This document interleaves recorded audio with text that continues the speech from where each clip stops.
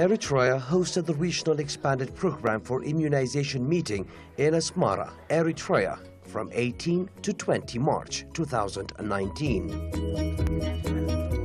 The Minister of Health, Her Excellency Ms. Amina Nur Hussein, opened the 3-day annual Expanded Program for Immunization EPI Managers meeting for East and Southern Africa in Asmara, where over 240 participants from 20 countries and immunization partners joined efforts to strengthen immunization service delivery in the region. Respected guests from East and Southern African countries, honorable religious leaders, respected participants. The Minister of Health, Her Excellency Ms. Amina Nur Hussein, opened a 3-day annual Expanded Program for Immunization EPI Managers meeting for East and Southern Africa in Asmara, where over 240 participants from 20 countries and immunization partners joined efforts to strengthen immunization service delivery in the region. EPI managers meeting are always a golden occasion. In her opening remarks, the Minister of Health stated that Eritrea was experiencing a new era, which ushered opportunities for collaboration and development within the region. She applauded the political will and commitment of the government of the state of Eritrea to invest and ensure high national immunization coverage in the country. She highlighted that the forum was a platform to exchange ideas to improve health outcomes for the population and especially for children. Taking this into consideration, the expanded program on immunization has been removed. Ms. Amina added that vaccination is one of the most cost-effective interventions with minimum investment, which averts lifelong disability, and that countries should allocate national budgets for universal immunization coverage. To achieve this, Eritrea has worked with regional and international partners to control vaccine-preventable diseases and attained 98% national coverage. Eritrea was also awarded by UNICEF East and Southern Africa Regional Office on 29th. She also highlighted that Eritrea received 2 outstanding awards for high and sustained immunization coverage and outstanding achievement in effective vaccine stock management from Global Alliance for Vaccine Initiative and UNICEF East and Southern Africa Regional Office, respectively. I'm very pleased to declare that this 2019 EPI Managers Meeting for East and Southern African countries is officially open. I thank you all. Awad Nahafash. The main objective of the meeting is that countries are requested to present their monthly report, what they have done in their countries, the regional offices.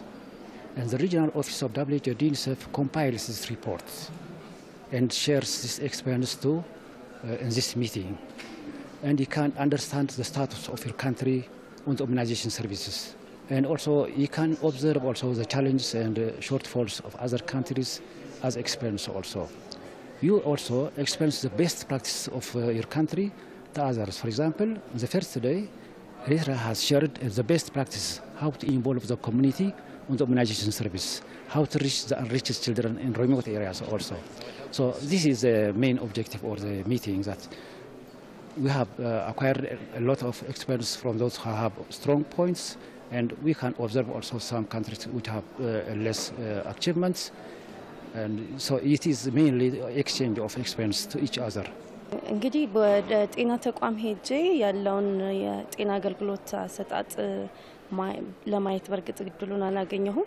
ነገር ግን ከተወካዮችም እንደተረዳ ነው፣ ከቀረቡ ፕሬዘንቴሽኖችም እንዳየ ነው፣ ከሌሎች አጋር ድርጅቶችም ከተሰጡት ሐሳቦች እንደተረዳ ነው የኤርትራ የክትባት ፕሮግራም አፈጻጸም ከ95% በላይ እንደሆነና ይሄ ደግሞ ሊሆን የቻለው በዋናነት የማህበረሰብ ባለቤትነትን ማረጋገጥ በመቻላቸው እንደሆነ ማህበረሰቡ በራሱ ተነሳሽነት አገልግሎቱን ለመደገፍ የሚያደርጉትን ጥረቶች አገልግሎቱን ለመጠቀም የሚከፍሉትን ዋጋ ጭምር አይተናልና ይሄ ጥሩ ተሞክሮ ነው። በተለይ አፈጻጸምን ከ95% በላይ ማድረግ ይሄንን እንደ ጥሩ ሌሰን ወስደናል። ከኛ ሳይድ ደግሞ ለማቅረብ የቻልነው እንግዲህ እንደምታውቁት ኢትዮጵያ ክትባት ፕሮግራም ተደራሽ ለማድረግ የሚሰራው 3 ሚሊዮን ህጻናትን ነው። 3 ሚሊዮን ህጻናት ከ1.1 ሚሊዮን ስኩዌር ኪሎ ሜትር ቆዳ ስፋት ባላት ሀገር ላይ ያሉ ህጻናትን። ስለዚህ ብዙ ቻሌንጆች አሉት። ብዙ የተለያዩ ስትራቴጂዎችን እንጠቀማለን። ስለዚህ ያንን ልምድ ከኤርትራ ተወካዮች ሰምተናል። የጤና ሚኒስትሯም ያንኑ መልእክት አስተላልፈውልናል። በሌሎችም አጋር ድርጅቶች ይሄው ጥሩ አፈጻጸም የተገለጸ ነው። This is a platform to exchange experiences, best practices, and to see to what extent we have moved in implementation of the regional strategic plan for immunization, which we have 2014-2020. So we take stock of the progress and, of course, the challenges we have. So one is we have identified best practices and challenges. Then we share this experience, and then we come up with a recommendation at the end of the day for implementation. And we have certainly a framework that we develop for monitoring the implementation of the recommendations that come out from this one. And it is again a very right platform in the sense that this is where we deliberate with many scientific papers. We expect here in this time about 27 information to come out from countries of implementing in the different in the phases of the different components of the immunization systems, and we do it in a parallel session with all governments and partners. Many of African children remain under-immunized or are missed completely due to limitations in service delivery systems, and we know that no child should be left behind, nor populations in the greatest need.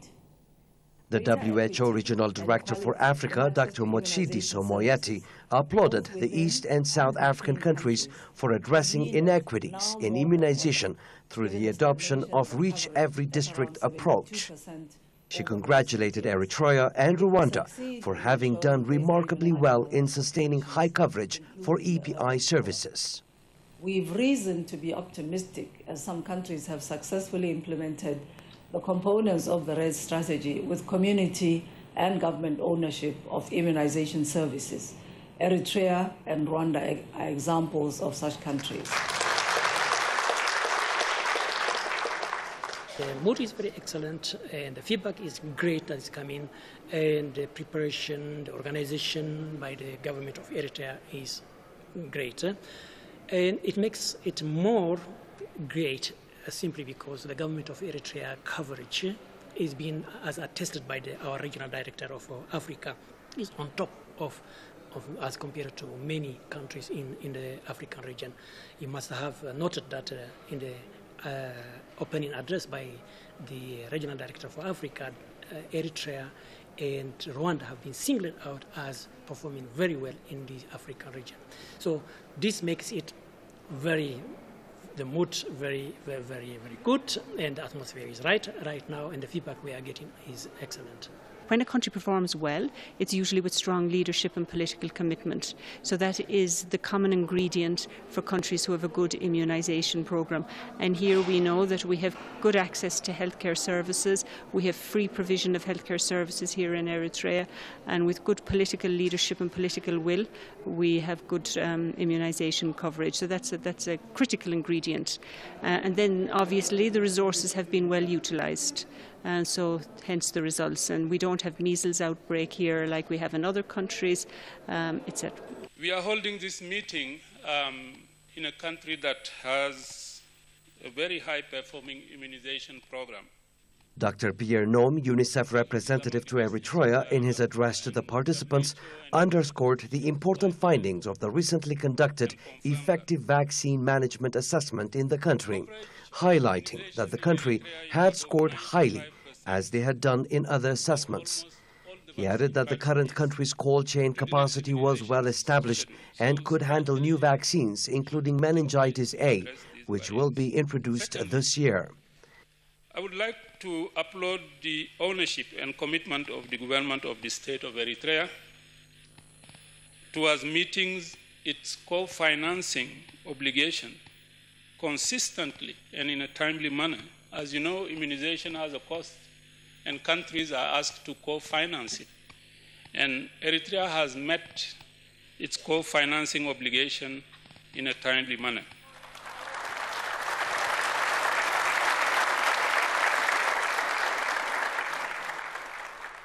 Eritrea has very good experience in immunization.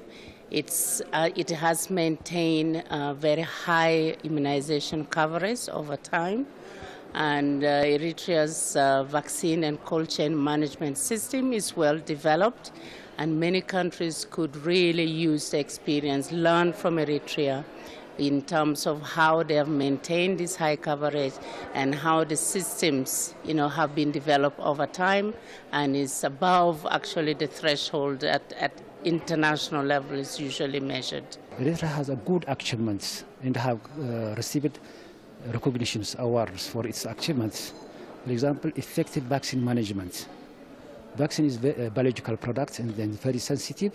It is very sensitive to heat, at the same time also very sensitive to freezing.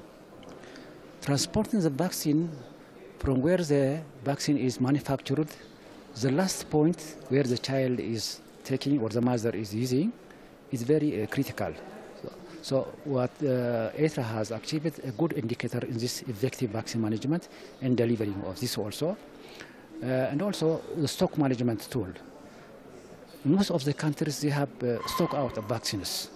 Once the vaccine have started for a child, she should have took the consecutive dose of the one vaccine according to the recommended schedules.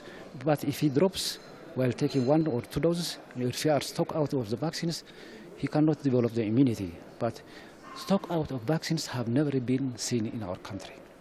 That we have one tool, which is stock management tool, and we get an award how to manage it. Starting from 2013 up to now, we use this database, and it's very informative and helps you to take an action in the advance also.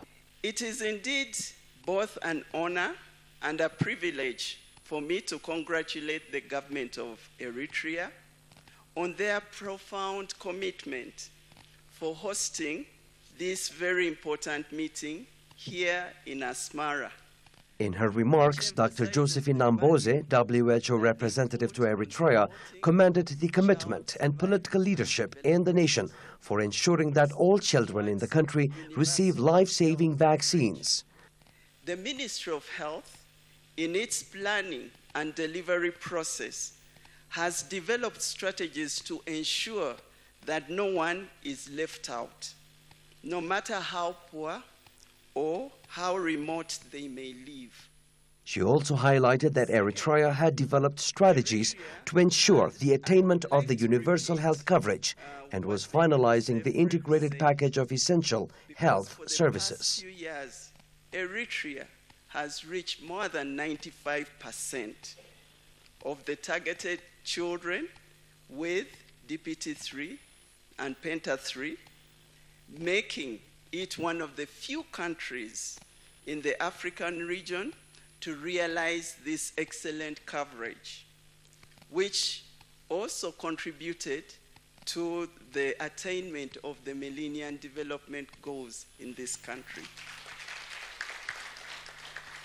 One of the issues that Eritrea is commended for is the community organization and community participation, community self-reliance, which is a key positive.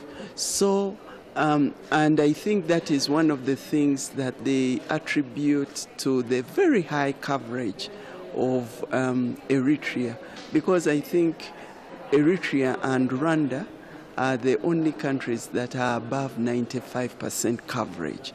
And what they share in common is usually the community organization and communities being involved in the design of the program and the approach for most of the health programs, including EPI. So I think that was one of the areas where Eritrea was specifically asked to share with the other countries what they do in that particular aspect. And I think that the presentation was well received. So basically that is what happens. They identify different countries with beautiful experiences so that they can share them in detail with the other countries in plenary, and hopefully people pick from some of those experiences and then they implement them in their own countries. There's a good lesson to be learned from Eritrea. And I think the system runs not only from the central level, but down to the community, the Zoba and the sub-Zoba and community levels, and is really well maintained, which, many countries is not the same case. The meeting is great. This is my first time attending such a large Africa level meeting in immunization. I'm also new in my team, in my organization, in vaccines. And I've been working a lot in Southeast Asia in public health, and vaccines as a new sector for me. So it's very informative and insightful to be here and speak with the leaders from all the countries in Eastern and Southern Africa. As Eritrea integrates more closely in the region and the world more broadly, there will be inevitably increased human population movements across national borders, a positive development that we all welcome. With this increased mobility, however, it is upon Eritrea and all of us to ensure that there is a minimum exposure to cross-border disease transmission. Speaking at the same occasion, Ms. Susan Nongi, resident coordinator of the UN in Eritrea, commended Eritrea's political will and commitment to make immunization services accessible to all communities, including the hard to reach. She added that in view of the peace development in the region, the country needed to implement cross-border disease prevention and control activities with neighboring countries to minimize disease transmission. A fully immunized child is a healthy child, and a fully immunized nation is a healthy nation. The robustness of Eritrea's immunization program was undisputedly a major contributor to its MDG success, and no doubt will be an important contributor towards its SDG and other goals. It's like the success that came out of the MDGs, for instance, and being followed through to the SDGs. I think the mere fact that Eritrea, there's coherence in the society, there's coherence between the national structures and the Zoba structures, and I think that when government decided that it really wanted to take certain actions, these actions are followed through. There's a lot of coherence in the society. I think that's one of the key factors that has helped this. There's a lot of diligence. You hear stories of people going to health centers and things seem to function very well at remote levels. So yes, I think that's part of it. I mean, I think like in all things, there's still a lot of progress to be made. I think we haven't reached the aspirations yet of Eritreans across the board. But I think the coherence that exists in society, both between national and subnational levels, is truly important in terms of telling these stories. The challenge we are facing is the population movements. There is a high population movement in these areas. People are moving from one country to another country. And especially there's a peace now going on in these countries. The movement is so easy. And this virus are easily transmitted by human being. So this movement is giving us challenge to make sure that we have good surveillance so that when we pick the case, we can respond quickly. Number two, in this region also, we have nomads. We have pastoralists. These guys move following where there's green grasses, green pastures for their animals. So some of them move with the disease and then go and transmit the other areas. The only challenge we are having, some of the areas, there is low immunization in the areas. So it's easy for the virus to be transmitted in those areas. So our work is to coordinate joint efforts. The aspiration is that by 2020, all the countries would have extremely high coverage and therefore prevent spread of diseases across borders. Diseases don't know, they don't even need passports. So that is one of the issues. If we can, as a group, achieve very high coverage. But not only that, we are going to be certified as a region for polio. So there is need to make sure that all countries are free of polio so that the whole of the region is certified for polio eradication. And then the other important issue is that from these experiences, one of the things that was looked at are the new vaccines. Some of the countries have not introduced the new vaccines, and yet some countries in the region have already experience for introducing those vaccines. The meeting covered a wide range of topics directed by the Regional Strategic Immunization Plan for the years 2014 to 2020 and laid the roadmap for the effective and efficient implementation of immunization programs in the region. Yes? Irrespective of the risk assessment tools that we have, irrespective of effective strategies, we keep on missing the children. That is the truth. Each country presents its own experiences, and then that the EPI managers as well as the EPI focal persons, etc., get experience from other countries. So, for instance, we're talking about rotavirus outbreak in Botswana, for instance. This is a good lesson for us, and then the other countries are seriously looking or getting information so that they can tackle the problem. So this is a good area that we exchange information, as well as during the 2018 we had also recommended a lot of activity to be implemented and then been evaluated in 2019, so that we also, every country is assessed whether the recommendations has been implemented or not. So in fact, at the very beginning of the presentation, that the people from the headquarters and regional offices had assessed how much each country had implemented the recommendation, the EPI managers' recommendation being conducted in 2018. Opportunities being identified from which country can learn from which country and which organization can learn from which organization. So there was a bit of opportunity gap identification, and there will be an action plan which is going to be led by WHO, UNICEF, and those opportunities will be identified and will be executed at the regional and at the country level. And I'm pretty sure that there will be things identified where Eritrea can help other countries, and I think those will be executed in the rest of the year.